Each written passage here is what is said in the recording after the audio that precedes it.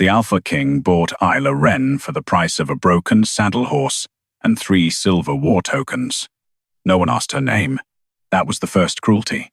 The second was that she could still remember how it used to sound. Isla stood in the mud of Blackmoor War Camp with a slave cord looped around her wrists and rain dripping from the ends of her dark hair. Around her, soldiers shouted over iron wagons, smoking cook fires, and wounded wolves chained beneath black canvas. The whole camp smelled of wet fur, cold iron, and old smoke. Commander Garrick Vale held the purchase tag between 2 gloved fingers, as if touching it too long might stain him. "Silent Omega," he announced to the gathered soldiers, cheap, obedient, and unable to complain. Laughter moved through the camp. Isla did not lower her eyes. That irritated men more than tears did. Garrick stepped close enough for only her to hear him over the rain. "Careful," he murmured. "A mute girl should not look as if she still has something to say." Her throat burned. Nothing came out. No word. No cry. Not even the smallest broken sound. The enemy magic that stole her voice had left no scar anyone could pity. The wound had not taken her thoughts, only the world's permission to hear them. Garrick's smile sharpened. "Keep that look, and someone may wonder who taught you to lose your voice." Isla went still. He knew. Of course he knew. The terror was not in his threat. It was in how gently he gave it. Behind Garrick, the black command tent opened. Alpha King Theron Blackmoor stepped into the rain. The camp changed around him. Soldiers straightened. Wolves quieted. Even the chained ones lowered their heads, though some were too sick to stand. Theron was tall and broad-shouldered, dressed in dark battle leather, with a black wolf crest pinned at his throat. His wet black hair clung near his temples, and his grey eyes carried the cold command of a man used to being obeyed before he raised his voice. He looked at Isla once. Only once. Then at Garrick. "This is what you brought me?" "A camp servant," Garrick said. "Taken near the eastern ruins. No house mark, no voice, no pack claim. Useful hands." Useful hands. Isla's fingers curled around the cord at her wrists. Theron's gaze flicked to the movement. "Is she dangerous?" Garrick smiled with public patience. "Your Majesty, if she were dangerous, she would have used more than silence by now." More laughter. Theron did not laugh. That should have comforted her. It did not. A man did not have to enjoy cruelty to benefit from it. He looked toward the healer's tent, where the largest chain in camp disappeared beneath black canvas. From inside came the shallow, broken breathing of something too powerful to die quietly. "Put her with the wolf," Theron said. The laughter stopped. Garrick's smile thinned. "The dying alpha wolf does not tolerate strangers. Then she will scrub the floor outside his chain line." Isla looked at him then. Really looked. He had not shouted. He had not insulted her. He had simply placed her near death, as if her life were another tool in his war. Theron met her eyes. For a breath, something passed between them. Not kindness. Recognition, perhaps. Or the uncomfortable moment when a powerful man sees a woman's fear and chooses not to rearrange the room around it. Then he looked away. "Feed her," he said. "Then put her to work." Garrick bowed. "As you command." "As you command." The words slid through Isla's bones like old ice. She had heard them before. In another place. From Garrick's mouth. On the night her village burned. He seized her arm and dragged her through the camp before the memory could finish forming. Soldiers watched with open curiosity. Some looked away. The women at the wash lines went quiet. One older cook made a small sign against sorrow, but no one stepped forward. No one ever stepped forward for a voiceless girl. The healer's tent was warmer than the rain outside, but the warmth felt wrong. Herbs hung from ropes. Silver bowls lined a table. At the center of the tent lay the dying alpha wolf. Isla stopped breathing. He was enormous, black-furred, and gaunt from illness, his body stretched on wolf pelts too small for him. Silver war chains crossed his ribs, not to restrain him from attacking, but to keep his failing body from thrashing apart. His eyes were closed. His breath came in slow, painful pulls. Theron stood beside him. The cold king's hand rested near the wolf's head, not touching. Almost. That almost told Isla more than any speech could have. Garrick shoved her forward. "Scrub the floor. Do not cross the chain line." Isla dropped to her knees. There were no fresh blood marks, only old medicine stains and ash from failed rites. She knew busy work when it was used as punishment. Theron watched her. "You understand orders?" he asked. Isla looked up. Her mouth moved before she could stop it. "I understood them, the night your commander gave them." No sound came. Theron's eyes narrowed. "What was that?" Garrick answered for her. "Mute reflex. They mouth nonsense when frightened." Isla turned toward him sharply. He smiled. Theron saw the movement. "She reacted to your voice. Most prisoners do." Prisoners. The word left Garrick too smoothly. Theron's gaze sharpened. Before he could speak, the dying alpha wolf's breathing changed. Isla froze. A sound had risen in her memory. Not in her throat. Deeper. An old melody her mother had hummed with both hands over Isla's ears, warning her never to sing it near werewolves unless truth had no other door. Isla knew the song was dangerous. She shaped it anyway. Her lips parted. No voice came, but the shape of the song moved silently through her mouth.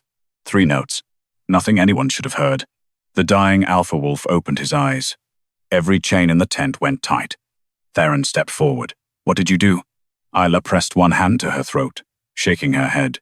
Garrick went pale, only for a heartbeat. But fear was loud when it appeared on a man who had spent years stealing other people's voices. Isla saw it. So did the wolf.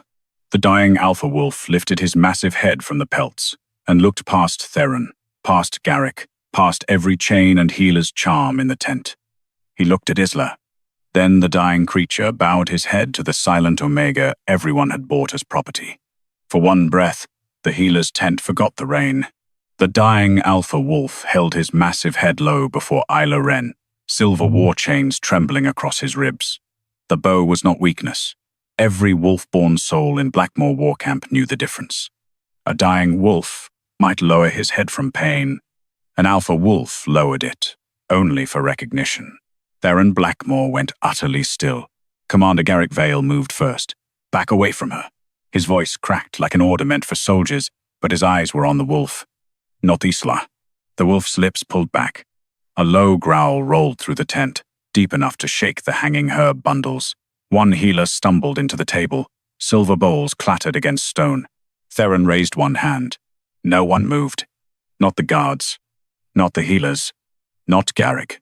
Theron looked at Isla. "What did you do?" Isla pressed her palm harder against her throat. Nothing came. No defense. No explanation. The wound inside her neck tightened like invisible wire. Garrick recovered quickly, as men like him always did when fear needed a cleaner mask. "Enemy curse residue," he said. "The ruins are full of old Omega tricks. She may be a carrier." Isla turned toward him. Omega tricks. As if her stolen voice were a stain she had chosen. Theron's gaze stayed on her face. "Can you answer me?" Her mouth parted. "I can. I have been answering since the day they took it." No sound left her. The silence made Garrick smile. "Your Majesty," he said gently, "a mute girl cannot explain enemy magic. That is why she is useful only for labor." The dying alpha wolf surged. Not far. The chains stopped him. But every link went tight, and the sound made the guards lift their weapons before remembering whose wolf they were aiming at. Theron's voice cut through the tent. "Lower them." The guards obeyed. Slowly. Isla did not thank him. She had learned not to thank men for stopping harm they had allowed to begin. Theron noticed. The realization passed across his face like a shadow he did not want anyone to see. Garrick stepped closer to Isla. "Kneel lower. The wolf is reacting to agitation." Isla did not move. The dying alpha wolf dragged one claw across the ash-stained floor. A long black line opened beneath his paw. Everyone watched. The wolf scraped again. Not random. Letters. Theron took one step forward. "Read it." "No," Isla answered. So he read it himself. Wren. The name struck Isla harder than any blow. Her name. Not purchase tag. Not silent Omega. Not servant. Wren. The wolf remembered what the camp had not bothered to ask. Theron looked at her. "Is that your name?" Isla stared at the ash letters. Her chest hurt. She nodded once. Garrick exhaled through his nose. "War wolves, remember. Scent fragments. Wren could be a place, a pack, a dead house. It proves nothing." The wolf's eyes turned toward him. Gold burned inside the black of them. Then the great creature lowered his muzzle to the floor and breathed. Cold mist rolled across the ash. It gathered beside Isla's knees, silver white and sharp as frost. Lines formed in the damp soot. Voice taken. The tent went silent again. This silence was different. The first had been shock. This one had teeth. Theron turned slowly toward Garrick. You said she was born mute. I said she had no voice. That is not the same answer. Garrick's expression did not break. A stolen voice is a common lie among captured Omegas. It draws pity. It delays sorting. It creates claims no camp can verify. Isla's hands clenched. Sorting. That was the word used for women without protectors. Labor tent, healing tent, prison line, burial cart. Theron looked back at her. Can you write? Isla hesitated. Garrick answered. She was found with no papers. Theron's eyes sharpened. I did not ask you. The words cut the air. Not enough, but enough that Garrick went still. A healer, trembling, offered a charcoal stick and a scrap of wrapping cloth. Isla took them. Her fingers shook only once before she forced them steady. She knelt beside the ash, not because Garrick told her to, but because the cloth lay there, and because her knees were the only place in this room that still belonged to her. Theron watched every movement. So did Garrick. Isla wrote 5 words. I was not born silent. The charcoal snapped at the end. Theron read the line. Something in his face changed. Not trust. Not yet. Suspicion had turned from her toward the man standing too close behind her. Garrick saw it and softened his voice. Your Majesty, she could have been trained to write that. Enemy camps teach wounded girls how to become sympathy weapons. Isla looked up at him. If she had a voice, she would have said his name like an accusation. The wolf said it for her. He slammed one claw against the floor. The chain beneath his paw turned black with frost. A mark surfaced on the silver link. A brand. Old. Half hidden beneath years of polish and bloodless medicine. Theron crouched beside it. His face went cold. Garrick stepped back before he could stop himself. Theron looked over his shoulder. Why is an old prison mark on my wolf's chain? Garrick said nothing. The wolf's claw dragged through the ash again. Not mute. Stolen. The ash letters did not stay still. They darkened across the healer's tent floor, as if the dying alpha wolf had carved them into something deeper than soot. Not an accident. Not a trick. A charge. Theron Blackmoor rose slowly from beside the chain, the old prison mark still showing black against the silver link. Rain struck the canvas above them.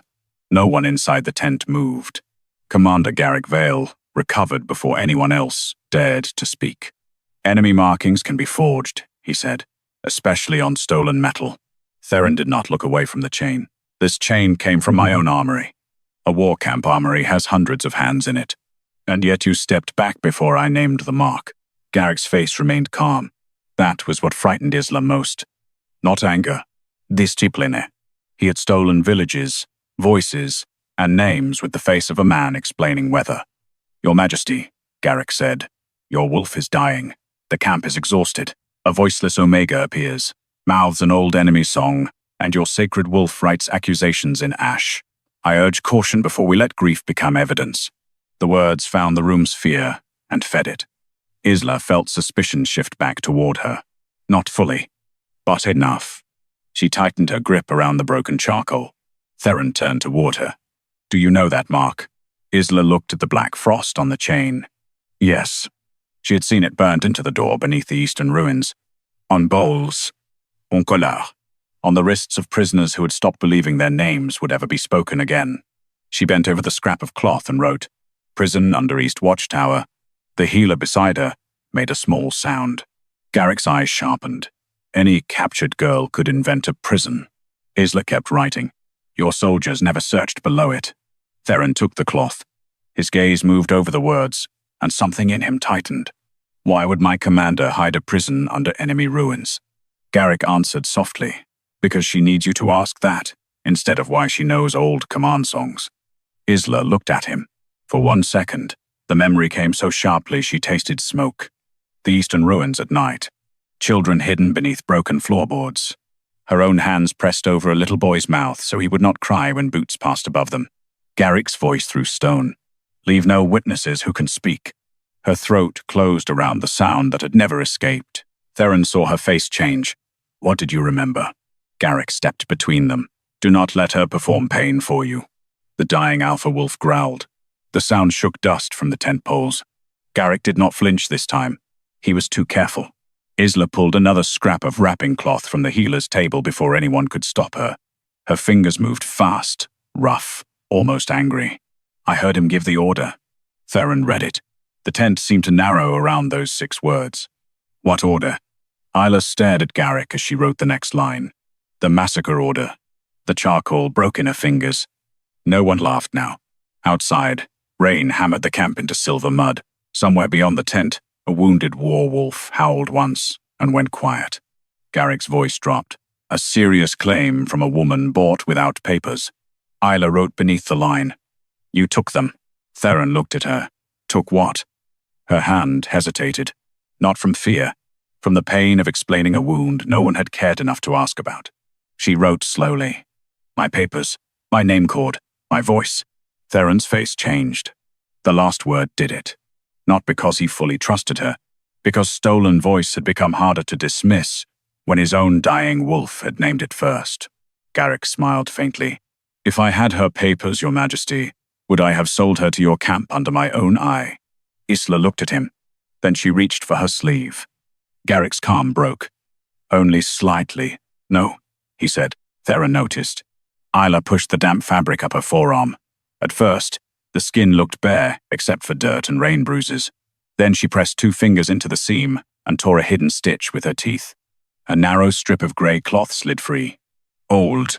Dirty. Folded so many times it had become almost thread. Garrick moved. Theron caught his wrist. The whole tent froze. It was not a violent grip. That made it worse. Why? Theron asked quietly. Do you care what she kept? Garrick's eyes flicked to the cloth. Because enemy evidence can be spelled. Isla unfolded it. Inside was not a spell, only a child's name list written in faded ink. Theron took it carefully. His voice was low when he read, Isla Wren, Tolin Reed, Elsha Hollow, Bram Vale. Garrick's jaw tightened at the last name. Barely. But Isla saw it. The wolf saw it too. Theron looked up. Bram Vale. Garrick's voice remained even. Common border name. Isla pointed to the list, then to herself, then wrote on the cloth's edge. I hid them. Theron looked at her. The children? She nodded. The dying alpha wolf lowered his head again, but this time not in a bow. In grief, Isla wrote with shaking fingers. He wanted every witness dead. I hid the children under the ash cellar. He took my voice because I could name the order. The tent was silent. Theron's hand closed around the list. He looked at Garrick with a coldness that made even the guards step back. You told me there were no surviving witnesses. Garrick did not blink. I told you there were no lawful witnesses. His eyes flicked once toward Isla's throat. No one who could testify. The cruelty of it landed without needing a confession. Isla pressed one hand to her throat. Theron saw. The wolf saw. Every chain around the dying alpha wolf turned black with frost. One link split. Then another. Theron reached for his blade. Isla shook her head once. Not in fear. In warning. The wolf was not trying to break free. He was trying to show where the next truth had been hidden. His massive paw dragged the broken chain across the floor, scraping away ash until the old prison mark widened into a full seal. Garrick Vale's command seal. But before Theron could order, the commander seized. Garrick said, A command seal proves use, not intent. Garrick's legal counter landed before the command seal could become a sentence. A command seal proves use, he said again, calmer now. Not intent. The healer's tent held its breath around the words. Theron Blackmoor stood with one hand still near his blade, eyes fixed on the black seal spread across the dying alpha wolf's broken chain. The mark was unmistakable now. Garrick Vale's command crest, burned beneath old prison frost, hidden under polish and medicine ash, until the wolf dragged it into sight. Isla Wren knelt beside the ash with the broken charcoal in her hand. She did not look at Theron for rescue. She had learned that men with power often called rescue what they offered, only after proof made mercy convenient. Theron turned to Garrick. Explain why your command seal is on my wolf's chain. Garrick bowed his head, not in submission, but in the controlled posture of a man addressing a battlefield council. Transferred prison metal. Emergency war protocol allows captured iron and silver to be repurposed when supply lines break. This is not iron, Theron said. It is alpha silver. And during siege months, even alpha silver moves through many hands. The answer was smooth. Too smooth. The dying alpha wolf growled low, but the sound broke halfway through his chest. His massive head lowered, breath ragged, gold eyes burning with exhausted fury. Isla's fingers tightened around the child name list. Theron noticed. The list. Garrick looked at the strip of grey cloth. Names written by a frightened captive are not military evidence. No, Isla wrote on the cloth's edge with hard, uneven strokes. They are people. Theron read the line. The words struck harder because they had no voice to soften them. He looked toward the tent entrance. Bring the Blackmoor War Ledger. Garrick's eyes sharpened. Your Majesty, field ledgers contain active strategy. They also contain prisoner transfers, salvage records, and emergency seals. Opening them in front of a Bort Omega gives enemy magic exactly what it wants. Isla lifted her head. Theron looked at her, then at the slave cord still loose around her wrist. Bort Omega. The phrase had landed differently this time. Not as description, as accusation against him, he said quietly. Cut that cord. No one moved. Theron's voice hardened. Now. A healer stepped forward with a small blade and sliced the cord from Isla's wrists. The rope fell into the ash. Isla did not thank the king. She rubbed one red mark with her thumb, then wrote beneath the children's names. Rope gone. Ownership remains. Theron read it. His jaw tightened. Good, Isla thought. Let him feel the difference. The war ledger arrived in the arms of two soldiers, wrapped in black oilcloth and sealed with the Blackmoor crest. It was heavy, iron-edged, its pages thick with rain-proof vellum and old command ink. Garrick stepped toward it. Protocol requires commander oversight. Theron opened the first clasp himself. Then oversee. A murmur gathered outside the tent. Soldiers pressed close beyond the canvas flap. The news had traveled through camp faster than flame through dry straw. The dying alpha wolf had bowed to a silent Omega, and Garrick Vale's seal had appeared on the wolf's chain. Public shame had teeth now. Garrick knew it. That made him more dangerous. Theron turned the ledger pages until he reached the Eastern Campaign entries. Prisoner salvage, East Watchtower. Garrick said, there were no lawful prisoners beneath the East Watchtower. Isla wrote fast. Because they were hidden. Theron looked at her. By you? She nodded. His eyes moved to the list. Isla Wren, Tolin Reed, Elsha Hollow, Bram Vale. Garrick's mouth did not move, but one muscle near his eye tightened. Theron saw it. Bram Vale, he said again. A common border name, you said. It is. Then why does it trouble you? It does not. The dying alpha wolf dragged one claw weakly across the ash. Not a full word this time. Only a line beneath Bram's name. Then another beneath Garrick's seal. Isla understood before anyone else did. She wrote on the cloth. He thought Bram was dead. Garrick's expression chilled. A clever guess. Theron turned a page. The ledger did not open smoothly. One section stuck under black wax. The seal was not royal. Not PAC. Military. Emergency Command Authority, Garrick said. That page is restricted. Theron's eyes did not leave the wax. By whose authority? Mine, Garrick said. During the Eastern Retreat. Then you will have no objection to me reading it. I object to enemy influence standing 3 feet from a sealed war record. Isla looked at Theron. There it was again. The choice. His commander's reputation, or her stolen truth. Theron did not ask her to trust him. He broke the wax. The dying alpha wolf lifted his head. Every wolf outside the tent began to howl. Not loud, not wild, low and warning, as if the war camp itself had smelled something wrong inside its own law. The page opened.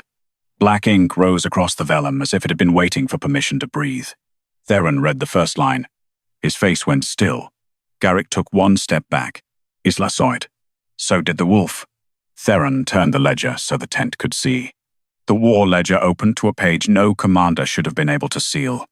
Emergency silence order. Subject, Isla Wren. The ledger did not need a voice to condemn the room. Black ink glistened across the vellum, while rain beat hard against the healer's tent. Outside, Werewolves kept up their low, warning howl, not loud enough to sound like panic, not quiet enough to ignore. Emergency silence order. Subject: Isla Wren. Theron Blackmoor stared at the line as if it had opened beneath his own feet. Isla knelt near the ash, one hand still closed around the child name list, the other resting over the red mark where the slave cord had been. She did not look surprised. That hurt more than if she had. She had expected the camp to own proof of what had been done to her. Commander Garrick Vale stepped forward, calm returning like armor sliding back into place. Your Majesty, emergency silence orders are legal under wartime containment. Theron did not look at him. For enemy spellcasters. For anyone carrying hostile sound, magic. Isla's mouth moved. No sound came. Her fingers tightened around the charcoal. Theron saw it. Give her cloth. A healer placed a clean bandage strip near Isla's knee. Garrick said, with respect, letting a subject of an active silence order write testimony inside the command tent compromises the record. Isla wrote before Theron could answer. My voice was not hostile. It was mine. The sentence lay small and black against the white cloth. No one spoke. The dying alpha wolf lifted his head with visible effort and breathed over the words. Frost gathered around each letter, sealing them into the fabric. A witness mark. Theron looked at Garrick. Read the next line. Garrick's face did not change. I advise against that. That was not counsel. It was an order. The commander reached for the ledger, but Theron turned it away. Not you. One of the younger soldiers near the tent flap swallowed hard and stepped forward. His hands trembled when he read. Grounds for silence. Subject exposed to forbidden command. Song. Possible enemy influence. Unlawful survival from Eastern action. Isla went cold. Unlawful survival. The camp had found a way to make breathing after massacre sound like a crime. She wrote slowly. I survived because I hid. Theron read it. His voice came low. Where? Isla looked at Garrick. Then she wrote, under the ash cellar with the children. Garrick's expression sharpened. Again, unverified. Theron held up the grey name list. This verifies children existed. It verifies names existed. The answer was perfect. Cruel. Useful. Isla understood why people believed him. Garrick never sounded like a villain. He sounded like a man preventing chaos. Theron looked toward the tent flap. Send riders to the east watchtower. Garrick's eyes flicked. In this weather. Now, the road is unstable after rain. Then send wolves. A murmur moved outside the tent. That order cost him something. Everyone in Blackmoor War Camp knew the east watchtower lay beyond the safe patrol line. Sending wolves there meant admitting the commander's old report was incomplete. Garrick bowed his head. As you command. Isla watched him. Too obedient. Too ready. She wrote quickly. He wants the cellar empty when they arrive. Theron read it and went still. Garrick's voice hardened. That is accusation without lawful standing. Isla wrote under it. So was my silence. The dying alpha wolf's chains rattled. Theron looked at the wolf, then at Isla. Something in his face broke open, but he locked it down before it became softness she could not afford. Double the riders, he said. One pack goes to the east watchtower. One searches every prisoner shed under Garrick's authority. Garrick turned fully toward him. That will spread fear through the camp. Theron's eyes cut to him. Good. Let the right people feel it. The tent shifted. Soldiers looked at each other. Garrick saw the room leaving him by inches and reached for law again. Your Majesty, even if procedural errors occurred, the order bears valid war authority. A silence order cannot be voided while the subject remains a possible command song carrier. Possible command song carrier. Not Isla. Not woman. Not witness. A category that could hold her forever. Theron looked at the page. Who approved the order? The young soldier read with a strained voice. Filed under Commander Garrick Vale. Executed under emergency Blackmoor authority. The words struck Theron like a blade that had waited years to be drawn. Isla watched him understand. Not that Garrick had lied. That Theron's own war system had made the lie useful. Garrick spoke softly. I carried out the protections your throne required. Theron closed the ledger with one hand. No, he said. You hid a woman inside my authority and called her silence protection. Isla did not soften. She wrote one more line. You still bought what he made. Theron read it. The tent went painfully quiet. He accepted the line without looking away. Yes, he said. One word. Not apology. Admission. That was all she would allow from him. For now. Garrick's mouth tightened. If you void the order, and she commands a werewolf against this camp, every death will rest on your name. Theron looked at the dying alpha wolf, whose head still bowed toward Isla's sealed cloth. Then he tore the slave purchase tag from Garrick's ledger folder and threw it into the medicine brazier. The tag curled black. She is no longer camp property. Isla's breath caught, despite herself. Theron turned to the soldiers. No one touches Isla Wren, unless she permits it. Garrick smiled faintly. A generous gesture, but not a legal answer. The dying alpha wolf dragged his broken chain across the ledger. The metal scraped over the sealed page until another line surfaced beneath the silence order.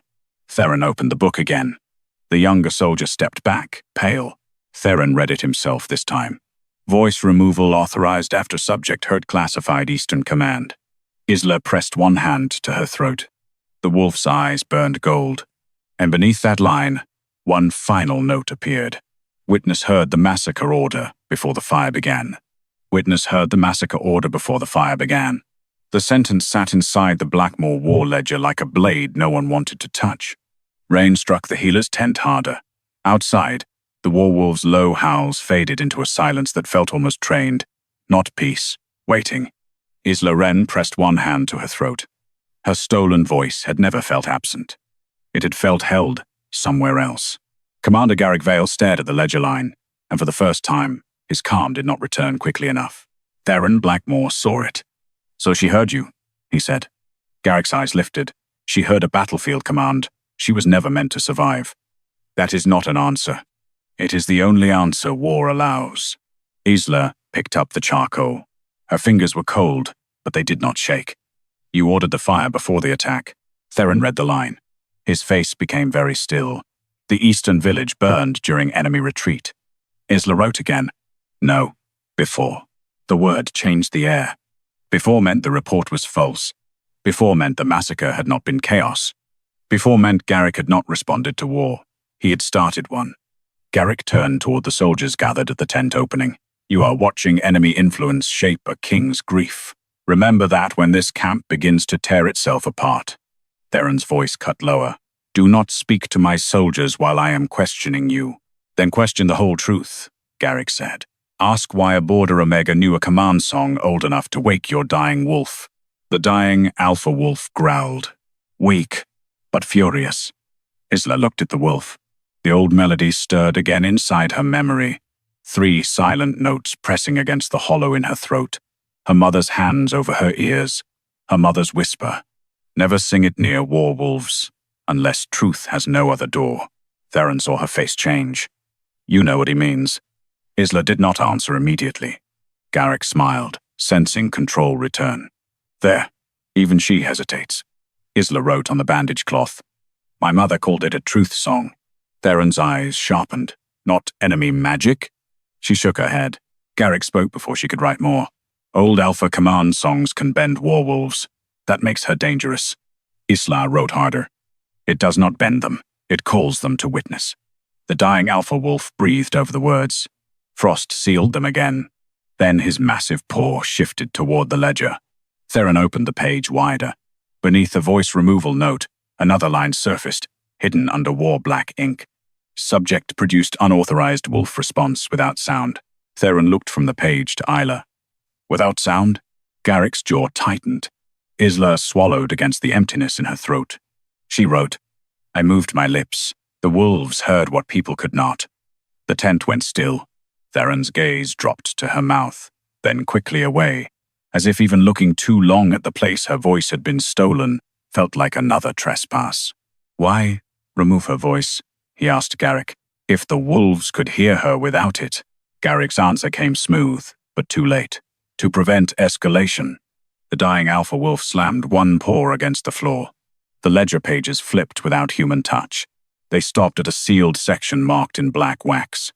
Old alpha bloodline irregularities. Theron went cold. That file is restricted to kings. Garrick said nothing. Theron broke the wax. This time, no one objected. The first page showed no battle map, no prisoner tally, only old handwriting and a faded wolf crest that matched neither Garrick's command seal nor the enemy banners. Theron read quietly. Command.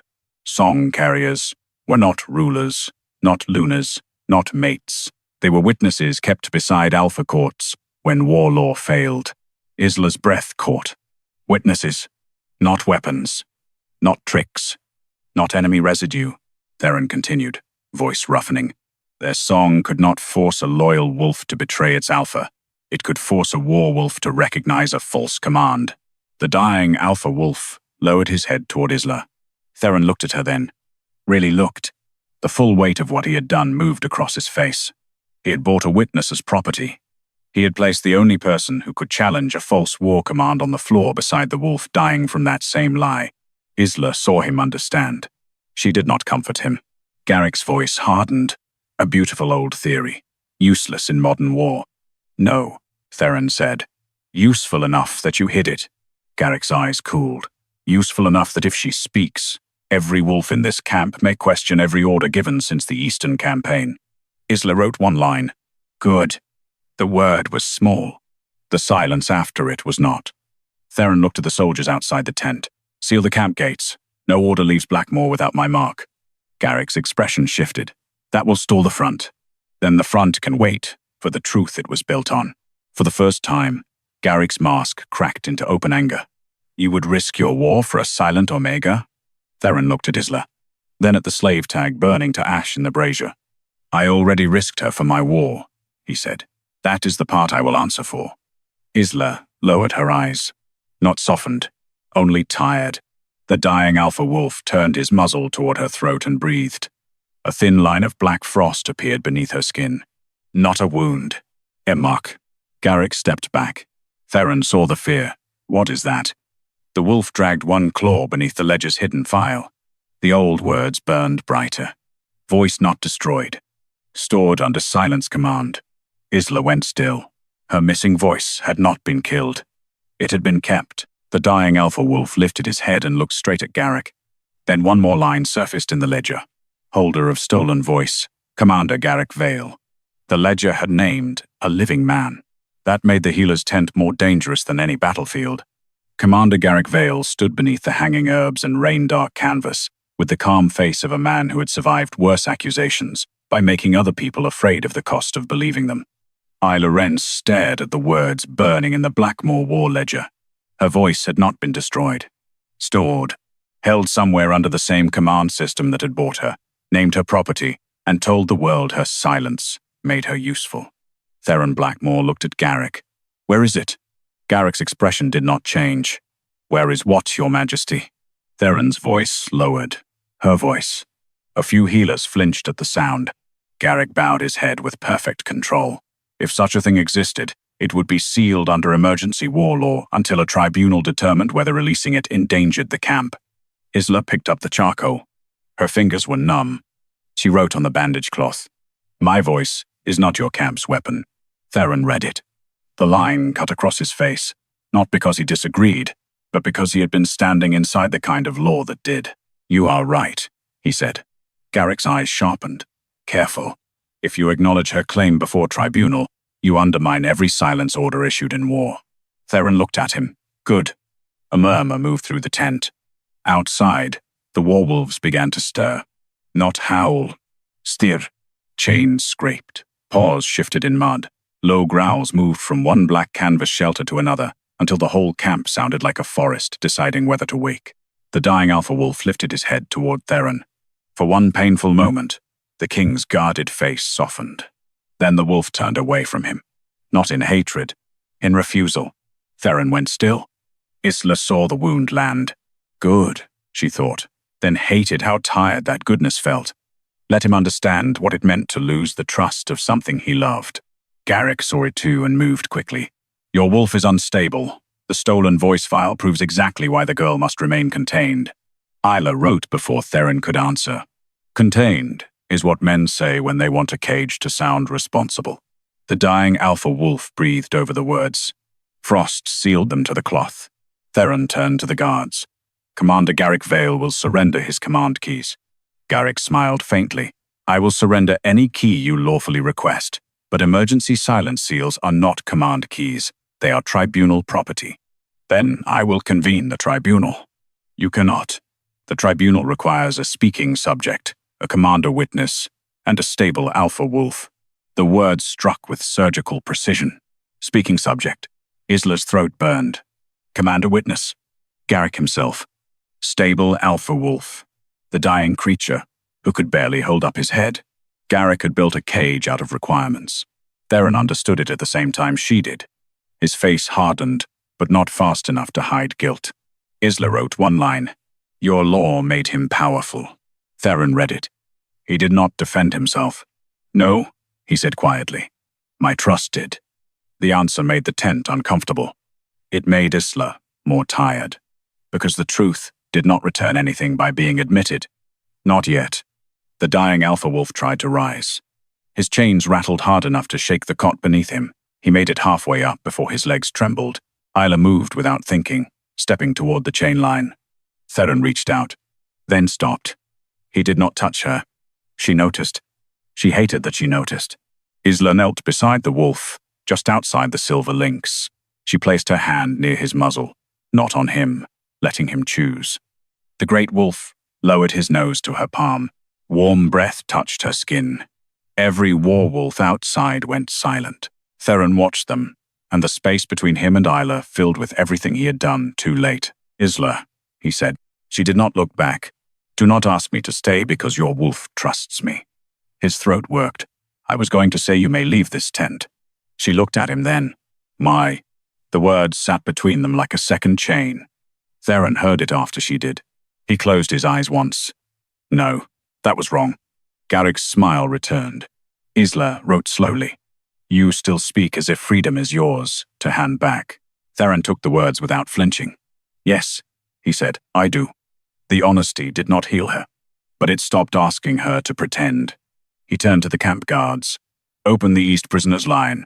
Move every silent captive to neutral shelter. No commander touches them. No sorting. No labor assignments. No purchases. Garrick's voice sharpened. That will empty half your night workforce. Then half my camp has been built wrong. The soldiers outside heard. So did the women at the wash line. So did every chained wolf under black canvas. Something shifted through Blackmoor War Camp. Not merce. Consequence. Isla stood. The dying alpha wolf tried to follow, but his strength failed and he sank back against the pelts. He made a low sound, almost grief. She bent over the cloth and wrote one last line for Theron to read. I will not stay in the room where I was priced. Then she turned and walked out into the rain. No slave cord, no voice, no forgiveness. The camp parted for her, not in reverence, but in fear of the wolf silence following at her back. Behind her, Theron spoke to the guards. Commander Garrick Vale is confined to command watch until tribunal. Garrick laughed softly. A tribunal cannot open without the subject's voice. Isla stopped outside the tent. Rain slid down her face. Inside, the dying alpha wolf gave one broken growl, and every werewolf in Blackmoor Camp refused the next command. The first failed command came from a guard outside the healer's tent. Down, he ordered a chained werewolf that had risen beneath the black canvas. The wolf did not obey. It only turned its gold eyes toward the rain where Isla Wren stood alone, soaked through, voiceless, and no longer priced. Then another wolf ignored another command. Then another. Across Blackmoor War Camp, chains rattled without violence. Werewolves stood in the mud and refused the hands that had fed them, healed them, armed them, and used them. They were not attacking. That made it worse. They were judging. Commander Garrick Vale stood under guard near the tent flap, his wrists unbound because Warlaw still pretended rank was cleaner than rope. You see, he said, voice calm enough to frighten. The girl destabilizes them without speaking. Theron Blackmoor stepped out into the rain. The camp watched him. So did Isla. She did not move toward him. Good, he thought bitterly. She should not. He faced the nearest wolf and gave no command. Instead, he lowered his hand away from his blade. The wolf stayed still. Theron turned to Garrick. They are not refusing all command. They are refusing false command. Garrick's mouth tightened. That is an emotional interpretation. No, Theron said. It is the first honest response this camp has given tonight. A murmur moved through the soldiers. Isla's face did not soften. Theron looked toward the command fire. Bring every prisoner ledger, every silence order, every purchase record issued under Eastern Campaign Authority. Garrick laughed once, softly. You plan to read military records in the rain for a woman who cannot testify? Theron's eyes cut to him. No, I plan to read the records because she should not have needed to. The words hit the camp harder than a shouted apology would have. Isla looked away first, not because she was moved, because she refused to let his guilt become the center of the night. Soldiers brought the ledgers one by one and laid them on the command table beneath an oilcloth canopy. Blackmoor marks, war seals, prisoner transfer rolls, salvage lists, labor assignments. Theron opened the first purchase ledger. The page showed Isla's price. Broken saddle horse, 3 silver war tokens. Silent Omega, no claim. Theron stared at it for one long breath. Then he tore the page out. Garrick's voice sharpened. Destroying purchase records violates wartime property law. Theron held the page over the command fire. Then let the violation be recorded by everyone watching. The paper caught. Rain hissed against the flame, but it did not go out. Theron spoke so every soldier heard him. From this night, no silent Omega, prisoner, widow, child, healer, or border captive may be bought as camp property under Blackmoor command. Garrick stepped forward. The guards blocked him. You cannot undo war labor law with one dramatic order. Theron looked at him. I can begin with the law that let me buy her. Isla's throat tightened. She hated that the words struck something inside her. She hated more that they were not enough. She picked up a charcoal stick from the table edge and wrote on a strip of ledger cloth. Burning the price does not return the voice. Theron read it. His face changed, but he did not defend himself. No, he said, it does not. That answer mattered, because it did not ask her to comfort him. He turned to the second ledger. Open the silence orders. A war scribe hesitated. Your Majesty, some are sealed by commander privilege. Privilege ends where stolen voices begin. Garrick's eyes cooled. Careful. If you void every silence order, you may release enemy commands buried for a reason. Isla wrote again. Then read each reason aloud if you are proud of them. The dying alpha wolf, still weak inside the healer's tent, gave a broken growl. The scribe opened the ledger. Names filled the pages. Too many. Some crossed out. Some marked labor reassigned. Some marked unable to testify. Some marked voice held pending tribunal. Theron's hand tightened on the table. Read Isla Wren's full order. The scribe swallowed. Subject heard classified Eastern Command. Subject demonstrated unauthorized silent response from werewolves. Subject to be rendered non-speaking until command threat resolved. Garrick said, legal containment. Isla wrote beneath the line, punishment for surviving. The nearest werewolf bowed its head. Not to Theron, to the words. Theron looked at the soldiers gathered in the rain. Every silence order signed under Garrick Vale is suspended pending open review. A shock went through the camp. Garrick's control thinned. You will cripple your own army. No, Theron said. I will find out how much of it was built on stolen testimony. He opened the prisoner transfer ledger next. The child name list lay beside it, damp and fragile. Mara Wren, Tolin Reed, Elsha Hollow, Bram Vale. Theron placed the list over the East Watchtower section. The ink shifted. The ledger page darkened, then revealed a hidden column. Witness children transferred. Status erased from active count. Isla's knees almost weakened. She held herself upright. Theron saw, and for once, did not reach for her. He only said they were alive when they were moved. Garrick's face hardened. Transfer records do not prove current survival. No, Isla wrote, but they prove you lied about their deaths. The dying alpha wolf dragged himself to the tent opening. Every guard stepped back. The wolf's breath came in rough pulls, but his eyes burned with old gold. He lowered his muzzle toward the silence ledger and breathed frost across the final sealed page. The black wax cracked. A hidden entry surfaced. Theron read it, voice rough and low. Voice storage item, Isla Wren, held under Commander's Emergency Silence Authority. Garrick went still. Isla could not breathe. Theron looked at her, then at Garrick. Where? The wolf's claws scraped once across the page. Not at Garrick's name. At his rank seal, the letters appeared beneath the frost. Commander's Black War Horn. Garrick reached for the blade at his side. 3 werewolves growled at once. Theron stepped between him and Isla, not touching her, not claiming her, only blocking the man who had stolen what the camp had finally begun to hear. "Bring me the horn," Theron said. And for the first time that night, Garrick Vale looked afraid of a silent woman. The command to bring Garrick Vale's Black War Horn moved through camp like a blade passed hand to hand. No one ran. No one dared move too quickly. Blackmoor War Camp had begun the night, laughing at a silent Omega. Now soldiers stepped around Isla Wren as if her silence had teeth. The horn arrived, wrapped in dark leather and commander cloth. It was smaller than Isla expected. That made it worse. A thing did not need to look monstrous to hold what had been stolen from a woman. The soldier carrying it stopped before Theron Blackmoor and lowered his eyes. "Found in Commander Vale's private field chest, Your Majesty." Garrick's jaw tightened. A commander's horn is protected under war privilege. Theron looked at him. So was her voice. Rain slid down Garrick's face without softening it. If her voice is inside that horn, opening it without tribunal could release command influence across the entire camp. Isla watched the horn.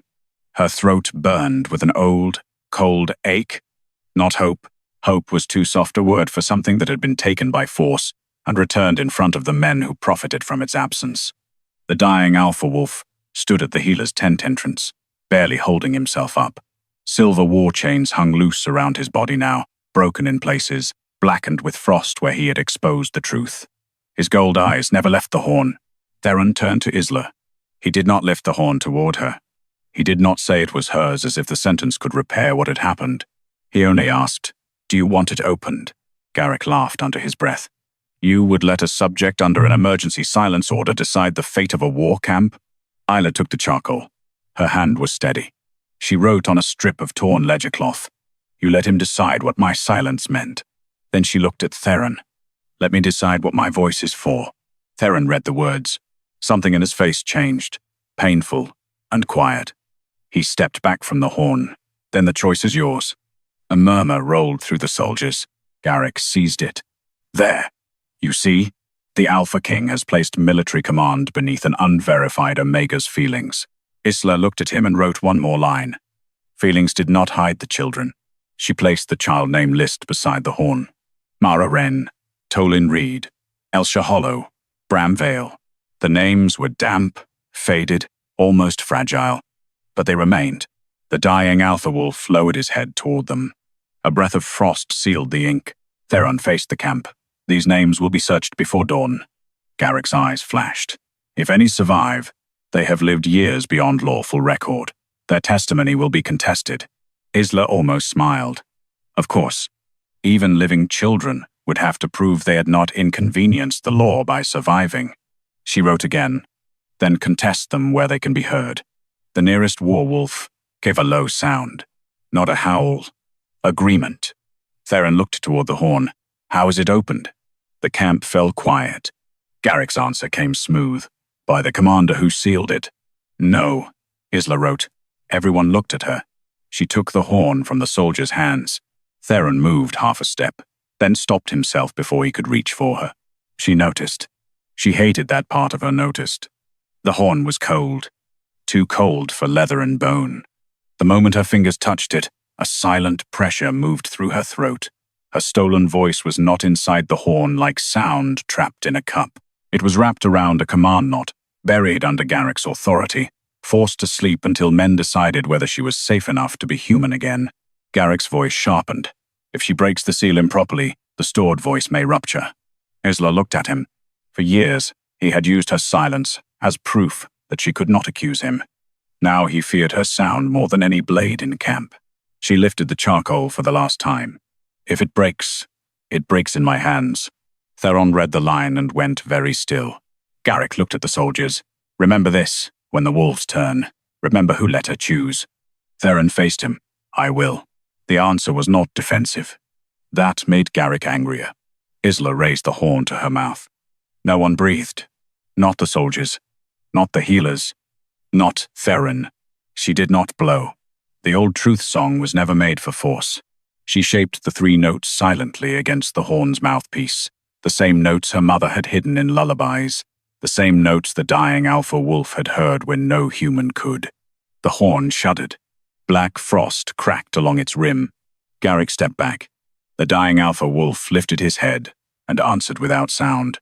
Across the camp, every werewolf turned toward Isla. The horn split open. Not apart. Open. A ribbon of pale silver sound rose from it, thin as breath, bright as moonlight on a blade. It circled Isla's throat once. The pain came like memory returning too fast. She dropped to one knee. Theron moved, then stopped. His hands clenched at his sides, but he did not touch her. Isla, he said, voice rough. She looked up at him through the rain. The sound slid into her throat. Not gentle. True. Garrick drew his blade. 3 wolves snarled. He froze. Isla stood slowly. The camp stared at her mouth. For once, silence belonged to everyone else. Theron's eyes held hers, full of guilt he had not earned the right to ask her to ease. Your voice, he said. Isla opened her mouth. Her first word was not his name. It was a command. Every werewolf heard Isla Wren before the camp understood she had spoken. The sound that left her throat was not loud. It did not need to be. Remember. 1 word. Soft. Broken at the edges from years of being held captive inside another man's authority. But the moment it crossed the rain, every wolf in Blackmoor War Camp turned toward Commander Garrick Vale. Not Theron. Not the command fire. Garrick. The commander's blade remained half-drawn at his side.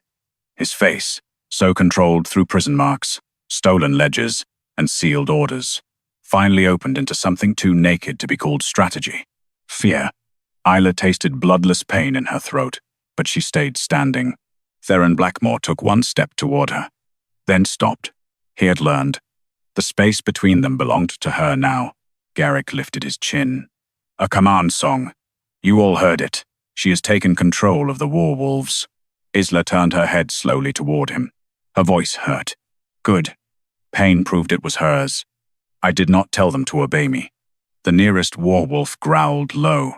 Isla looked at the wolves gathered beneath black canvas, in the mud, under chains that had gone slack because no hand dared pull them. I told them to remember. The dying alpha wolf dragged himself forward until he stood at Isla's side. His body trembled from sickness, but his head rose higher than it had all night. Then he opened his mouth. No human words came, but every werewolf answered. A wave of memory moved through them like moonlight through dark water. The command fire flared blue-white. Images rose inside the smoke. The eastern village before dawn. Garrick Vale standing under the watchtower arch. Prisoners bound in silence cords. Children hidden beneath an ash cellar. And Garrick's voice, cold and clear, giving the order Isla had carried inside her stolen throat. Burn the witness houses first. Leave no one who can speak. The camp erupted. Garrick shouted over them. Memory smoke can be shaped. Isla faced him. Then, shape this. She lifted the grey child list with shaking fingers. Isla Wren, she said. Her voice cracked on her sister's name. A wolf beneath the north canvas stepped forward and bowed its head. Not to Isla. To the name. The command fire showed a small girl being pushed under floorboards by Isla's hands. Dolin Reed. Another wolf answered. Elsha Hollow. A third. Isla looked at the final name. Brumvali. Garrick's face went grey. The smoke shifted. A boy with Garrick's eyes, younger than the commander had wanted anyone to remember, crawled beneath the ash cellar with the others. Isla's hands covered his mouth as soldiers passed above. Theron turned slowly. Bram was your blood. Garrick's mouth tightened. A bastard name. Nothing lawful. Isla's voice came colder than rain. He was a child. The words struck harder than accusation. The dying alpha wolf snarled. Every werewolf in camp stepped toward Garrick. Not attacking, judging. Theron raised one hand. No one kills him. Garrick laughed once. Mercy? No, Theron said. Witness. He turned to the soldiers, to the healers, to the silent captives standing near the opened prisoner line. Commander Garrick Vale will stand public tribunal before every survivor his orders erased. No silence order will protect him. No rank will speak over them. Garrick's eyes sharpened. You will destroy your own command structure. Theron looked at Isla. then at the slave cord lying in the mud beside the burned purchase tag. "No," he said. "I will destroy the part that let me call a woman property because a commander made her voiceless." The camp went still. Theron faced everyone. "Record this under my name. I bought Isla Wren. I used her as labor. I believed the man who stole from her because his lies were convenient to my war." Isla felt the words pass through her. They did not heal, but they did not hide. That mattered. Theron continued, voice rough but steady. "From this night, wartime ownership is ended under Blackmoor law. Every silence order opens for review. Every captive named unable to testify will be heard by witness, mark, wolf, memory, writing, or voice if it returns." A low sound moved through the camp. Not cheering. Something older. Relief too tired to trust itself yet. The dying alpha wolf leaned against Isla's side. She placed one hand carefully on his head. This time, she chose the touch. Theron watched, pain naked in his eyes. He did not reach for her. Good. Garrick was taken by 4 soldiers and 6 war wolves who walked beside them like living verdicts. He did not scream. He argued law until the camp stopped listening. By dawn, riders returned from the eastern watchtower. Not with every child. The years had been cruel, but 3 survivors came wrapped in Blackmoor cloaks, thin, shaken, alive. Isla Wren stepped from the lead wagon. Isla's voice failed at the sight of her sister. Not stolen this time. Overwhelmed. Mara crossed the mud and pressed her forehead to Isla's shoulder. "You kept us hidden," Mara whispered. Isla closed her eyes. "Not well enough." "Alive enough," Mara said. Theron stood apart while they held each other. Later, when the camp had begun taking down the prisoner lines, he approached Isla beside the dying alpha wolf. "I have no right to ask where you will go," he said. "No," Isla answered. Her voice was still rough. Still hers. Theron bowed his head. "I will repair the law, whether you stay to see it or not." Isla studied him. The man before her was not forgiven. Not yet. But he was no longer pretending regret was repair. That was the first honest thing between them. "And if I leave?" she asked. "Then no Blackmoor wolf follows unless you call." Her heart hurt in a quieter way. The dying alpha wolf nudged her hand toward Theron once, then lowered his head as if even ancient beasts knew when not to force a woman's choice. Isla almost smiled. Almost. She looked at Theron. "I will stay until the survivors speak." His breath caught. She lifted one hand before hope could make him careless. "Not for you. I know," he said. But he stepped aside to walk beside her, not ahead. And when Isla Wren crossed Blackmoor War Camp with her sister on one side and the dying alpha wolf on the other, no one called her silent. No one called her bought. No one called her useful hands. They called her by her name.